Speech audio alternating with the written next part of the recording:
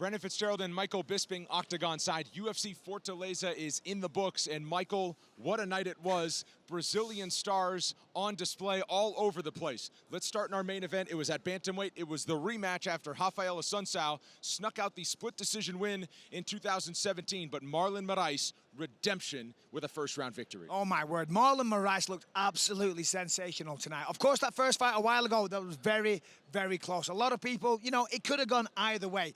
There was no doubt that Marlon Moraes was the winner there tonight. His last 3 fights, 3 first-round finishes, 2 left high kick knockouts, and then this one tonight, my word, went out there, overhand right, boom, connected, immediately followed it up. From there, took him down to the ground, won with a mounted guillotine. Just sensational work. And then called out TJ Dillashaw as well, talking a little bit of trash, but I don't mind that. A big night and a big opportunity, and it was taken with both hands by Marlon Moraes. That first matchup, it was his UFC debut. Speak to his development, if you will, because as you mentioned now, 3 first-round finishes against top-level competition. This guy has not fought anybody outside the top 10. He's found a home inside the octagon. Well, as I said earlier, let's remember, when he fought Assuncao the first time, it was his UFC debut. Now, of course, he was a championship fighter from another organization, but there is nerves that fighting in the UFC for the first time brings. Octagon jitters is what they call it, and it is a real thing. First fight in the UFC, you get Raphael Assuncao. That's a tough draw. But anyway, since then, he's been on a tear. As we said,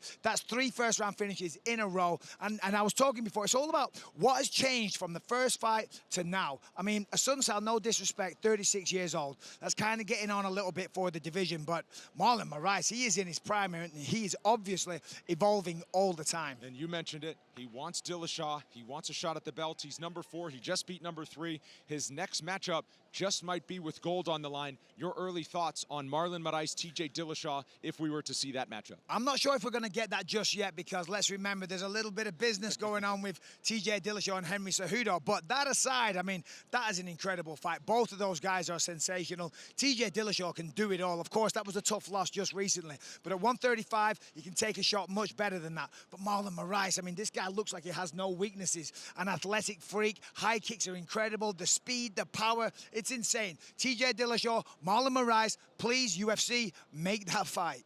Perhaps more attention was on the co-main event, certainly here in Brazil, because of who was on one side of it. Jose Aldo, it was a Brazil versus Brazil matchup in that one as well against Renato Moicano, and Jose Aldo continues to prove that he's 32 years old, he's got a lot of miles on him, but he's got a lot of fight left. When he walked out here in this arena, the crowd went absolutely insane. They loved Jose Aldo, and for good reason. Now, of course, you know, he was the long-time champion, lost to Conor, and then lost to Max. A lot of people thought maybe this is the end for Jose Aldo. No, comes back, destroys Jeremy Stephens, and then tonight against Renato Moicano, who's a fantastic fighter that has a stylistic, a style that would give Jose a lot of problems. Just destroyed him, absolutely destroyed him. Caught him with a left hook, then went to the body, and from there he was absolutely relentless. Hook after hook after hook after hook. He did not stop, and it was sensational. Jose Aldo has not made it a secret that he plans to retire at the end of this year. A couple of more fights. He wants to fight in Brazil a couple of times and then call it a career at the end of 2019. Your thoughts on how he's handled that? A lot of fighters don't want to say that R word unless they're already done, but man, he has looked good while saying the end is near for me. Yeah, well, so the thing is, a lot of people say, oh, if a fighter starts talking about retirement, then they're done. I disagree. You know, Jose Aldo's been around forever. He's done it all. He was the long-time champion, WEC and UFC. You can't do this forever. It's a tough sport. What more has he got to prove? I'm assuming he has some money in the bank. He's a world-famous fighter. He's one of the best. He's done it all. At some point, you got to say, thank you. That was amazing. I loved every moment of it. And now to the next challenge in my life. He has hinted at perhaps going up to lightweight as well. It'll be interesting to see what opportunity he wants to take next. But Jose Aldo, a job well done with a second-round TKO of Renato Moicano. Well, also tonight in Fortaleza, Johnny Walker. Get on the hype train now because it's going to start moving pretty quickly.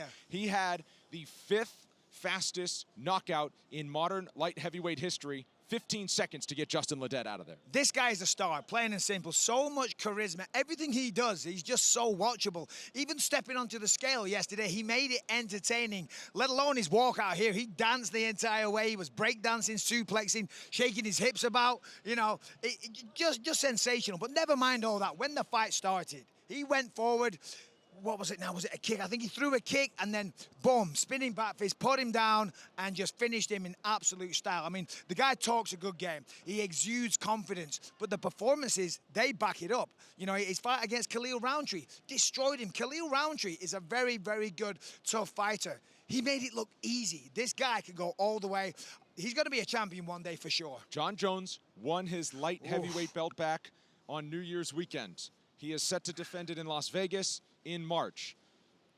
Johnny Walker, how soon might we see him really make a rise up the ranks, and how soon do you see him maybe being mentioned as a title contender? Could you imagine Johnny Walker versus Jon Jones? My word, that is incredible, because Johnny Walker, he's got the size and the physical attributes that makes Jon Jones so successful. He negates everything that Jon Jones has. Now, the question is, how's his wrestling? Jon Jones can wrestle all day. He can take down the best people in the world. Johnny Walker, I don't know. He needs to work on that, but I'm telling you, if he keeps on putting performances like that on, it's going to be soon. 2 more wins, 3 more wins, he's right there.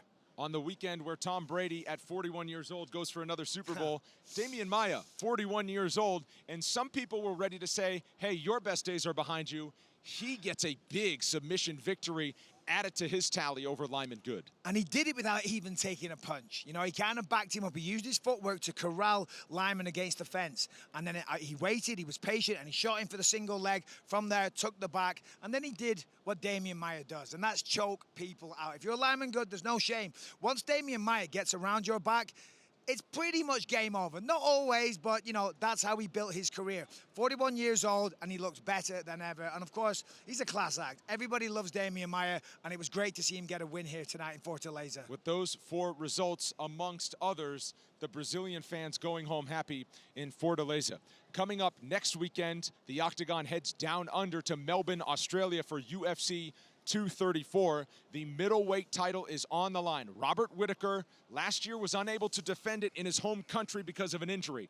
Now he gets his chance, and he'll do it against Kelvin Gastellum. Yeah, this is an incredible fight. The 2 best middleweights on the planet right now. And, you know, the thing is, they were both welterweights that have moved up in weight to the middleweight division, and these guys are incredible. When you look at them, they're very evenly matched. They both got great cardio, great agility, speed, stamina, all that type of stuff. They're incredibly hard hitters. I know that firsthand from Kelvin Gastellum. I caught, I think it was a left hand. It was something. I don't remember it. Let's put it that way, and it put me down. And Robert Whittaker the same way. And they're both extremely durable. Look at Robert Whittaker versus Yoel Romero. Both of those fights were sensational. And Yoel Romero hit him with everything he had. Robert Whittaker took them, came back, and won the fight both times. It's an incredible fight, and I can't wait. In the co-main event, Israel Adesanya is the fast-rising star in the middleweight division.